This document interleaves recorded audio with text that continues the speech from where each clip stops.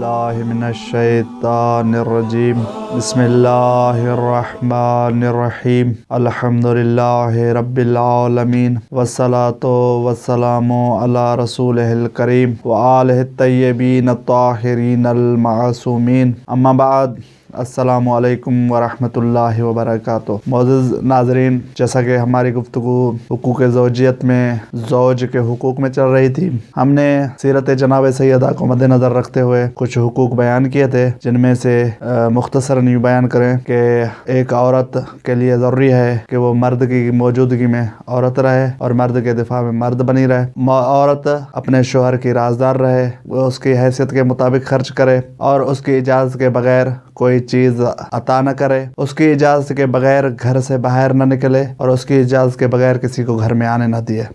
ये हुकूक हमने बयान किए थे। आज कुछ जो आखिरी हक हमने बयान किया था कि शोहर की इजाज़त के बगैर बाहर न निकले, इस पर गुफ्तगू करेंगे कुछ, और उसके बाद कुछ हुकूक और बयान करेंगे कि एक मरतबा आप सल्लल्लाहु अलैहि वसल्लम के ज़माने में एक वाक़या पेश हुआ कि कुछ लोग हज़रत रसूल सल्लल्लाहु अलैहि वसल्लम की खिदमत में आए। कहा, या रसूलल्लाह, एक मसला है, वो ये है कि एक शख्स का इंतकाल हो गया है और उसकी बेटी का शोहर जो सफ़र पर गया हुआ है और अपनी ज़ौजा को उसने इजाज़त नहीं दी हुई है घर से बाहर निकलने के लिए, उसे रोक के गया है और उसका वालिद इंतकाल कर गया है। तो हम जब उसके पास जाते हैं तो वो कहती है कि मुझे शोहर की इजाज़त नहीं, अगर रसूल सल्लल्लाहु अलैहि वसल्लम इजाज़त दें तो मैं अपने बाबा के जनाजे में शिरकत करूँगी। या रसूलल्लाह, आप चलें, आप इजाज़त दें तो हम उसको लेके जाएं। तो रसूल सल्लल्लाहु अलैहि वसल्लम ने फरमाया, नहीं, मैं उसकी तरफ से इजाज़त नहीं दे सकता। आप ऐसा करें कि उसके बाबा का जनाजा उसके घर ले चले और फिर उसके घर में वो अपने बाबा के जनाजे को देखे। जब जनाजे को उसके घर ले आए तो जब उन्हें बताया गया कि रसूल सल्लल्लाहु अलैहि वसल्लम आए हैं, आप दरवाज़ा खोलें, तो उस औरत ने कहा कि मुझे शोहर ने रोका हुआ है कि दरवाज़ा न खोलूं क्योंकि वो है नहीं, तो अगर रसूल सल्लल्लाहु अलैहि वसल्लम मुझे इजाज़त देते हैं तो मैं दरवाज़ा खोलने के लिए तैयार हूँ। तो रसूल सल्लल्लाहु अलैहि वसल्लम ने फरमाया, आप ऐसा करें, आप घर की छत के ऊपर आएँ और छत के ऊपर से आप अपने बाबा का आखिरी दीदार करें। तो इससे मालूम क्या होता है कि अगर सबसे बड़ी मुश्किल जो होती है कि वालिद का इंतकाल, वालिद का जनाजा पड़ा है और एक औरत शोहर की नाफरमानी नहीं कर रही और रसूल सल्लल्लाहु अलैहि वसल्लम भी उसको ये कह रहे हैं कि ऐसा तरीका हो कि शोहर की मुखालिफत न हो। यहाँ पर अगर रसूल सल्लल्लाहु अलैहि वसल्लम चाहते तो हक़ विलायत इख्तियार करके इजाज़त दे देते, लेकिन रसूल सल्लल्लाहु अलैहि वसल्लम हक़ ज़ौजियत, हक़ ज़ौज को बयान कर रहे थे और इसी वजह से उसे उसी जगह पर यानी जनाजे को बुलाया गया और फिर औरत घर की छत के ऊपर से अपने बाबा का आखिरी दीदार किया।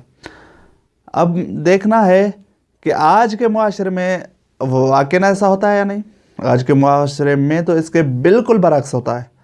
अक्सर मकामात पर कोई एक ऐसा मकामात हो तो उस पर अमल हो, वरना इस मौरद में कहीं भी अमल दिखाई नहीं देता।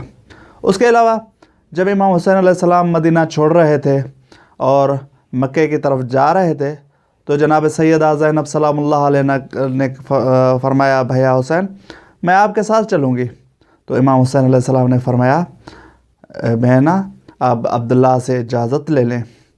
अब अब्दुल्ला की जब शादी हुई थी जनाब सैयदा ज़ैनब के साथ तो हज़रत अली अलैहिस्सलाम ने शर्त रखी थी कि जब हुसैन सफ़र पर जाएंगे तो आपने ज़ैनब को इजाज़त देनी है। उसके बावजूद इमाम हुसैन अलैहिस्सलाम करबला के लिए जब सफ़र कर रहे हैं तो जनाब सैयदा ज़ैनब सलामुल्लाह अलैहा से फरमाते हैं कि आप अपने शोहर से इजाज़त लें। अगरचे ये मालूम था कि अब्दुल्ला की रज़ायत है, क्योंकि जब अक़द में शर्त है और अब्दुल्ला ने उस वक्त भी हामी भरी थी और रज़ायत भी थी, उसके बावजूद इमाम हुसैन क्या बताना चाहते हैं कि हक़ ज़ौजियत मुक़द्दम है। उसके बाद ये था कि बग़ैर इजाज़त के बाहर ना सफ़र न करें। उसके बाद जो 7वें नंबर पर हक़ आता है वो ये है कि एक औरत अपने शोहर को नाराज़ न करे। यानी अगर कोई औरत अपने शोहर को नाराज़ करती है तो उस पर बड़ी मज़म्मत है।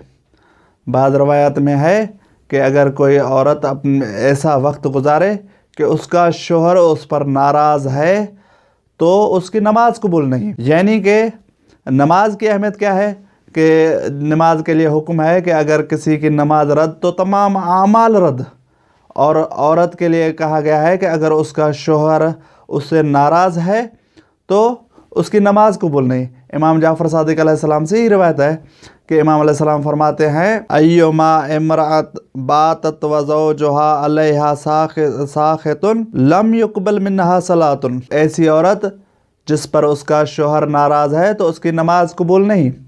تو امام علیہ السلام سے سوال کیا گیا کہ اگر شوہر ظلماً ناراض ہے تو بھی اس کی نماز قبول نہیں؟ امام علیہ السلام فرماتے ہیں نعم، اگر اس کا شوہر ظلماً بھی ناراض ہے تب بھی اس کی نماز قبول نہیں۔ یہ الگ بات ہے کہ جب ہم اس کو حقوق زوجہ میں بیان کریں گے کہ اگر کوئی شوہر ظلماً ناراض ہے تو اس کی سزا کیا ہے، لیکن اگر ناراض ہے تو اس کے بیوی کے جو ہے اعمال یعنی نماز قبول نہیں، جب نماز رد تو تمام اعمال رد ہیں۔ 8ویں نمبر پر جو حق آتا ہے وہ یہ ہے کہ مرد اگر اپنی زوجہ کو اپنی اطاعت کے لیے طلب کرے تو اسے منع نہ کرے۔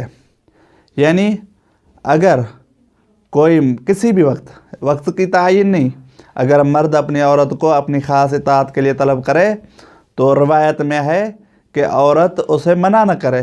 اگر منع کرے گی تو حق زوجیت کے منافی ہے، یعنی وہ زوج کی گناہگار، زوج کی حق میں عصیان کرنے والی شمار کی جائے گی۔ ایک روایت میں ہے اگر شوہر اس سے اپنا حق طلب کرے، خاص حق، اگرچہ وہ جانور کی پشت پر ہی کیوں نہ ہو، اسے اس کی اطاعت کرنی ہے۔ یہ حقوق زوج میں سے ہے۔ 9ویں نمبر پر جو حق آتا ہے وہ یہ ہے کہ عورت اپنے شوہر کی اجازت کے بغیر کوئی مستحب کام، جس میں روایت میں روزے کا ذکر ہے، عورت اپنے شوہر کی اجازت کے بغیر مستحب کام انجام نہ دے، ولو وہ شوہر کے حق کے منافی نہ بھی ہو۔ اگر منافی ہے تو قطعاً حرام ہے۔ اگر شوہر کے حق کے منافی صرف ایسا کام جو عورت پر واجب ہے وہ تو مستثنیٰ ہے، اس کے علاوہ باقی جو کام ہے اگر شوہر کے حق کے منافی ہے وہ حرام ہے۔ اس کے علاوہ بھی عورت شوہر کی اجازت کے علاوہ مستحب روزہ نہیں رکھ سکتی، اس صورت میں بھی جب شوہر کی حق کی منافی نہ ہو۔ اگر منافی ہے تو قطعاً حرام ہے۔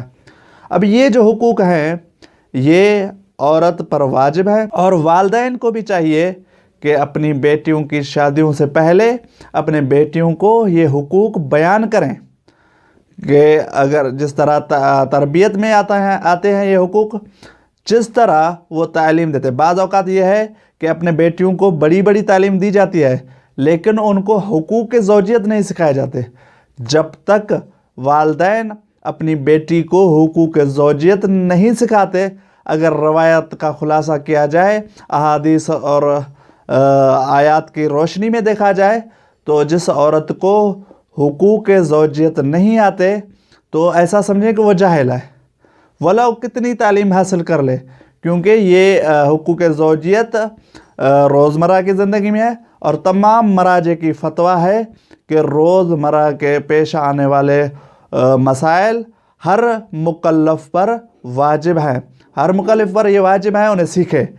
اور جو عورت ان کو نہیں سیکھتی یا جو والدین اپنی بچیوں کو حقوق زوج نہیں سکھاتے یا جو والدین اپنے بیٹوں کو حقوق زوجہ نہیں سکھاتے، ایسا سمجھیں کہ انہوں نے اس کی تربیت میں کوتاہی کی ہے، اور وہ والدین قیامت کے دن عند اللہ مسئول ہوں گے۔